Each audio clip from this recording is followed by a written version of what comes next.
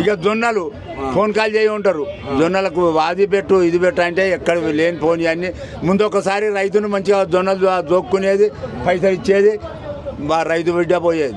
అది ఒక్కటి ఏది అమలు అవుతుంది. కేసీఆర్ మళ్ళా కేసీఆర్ వస్తాడు, కేసీఆర్ ఖచ్చితంగా వస్తాడు. అంతేనా? వీడు ఇక రాడు, వీడు కావసిపడ్డారు రేవంత్ రెడ్డి రావాలని. కావసిపడడానికి మీకు ఏం చేసిండే? 10 ఏళ్ళు చేసిండు కదా అనేది ఆయనను పక్క పెట్టిండు.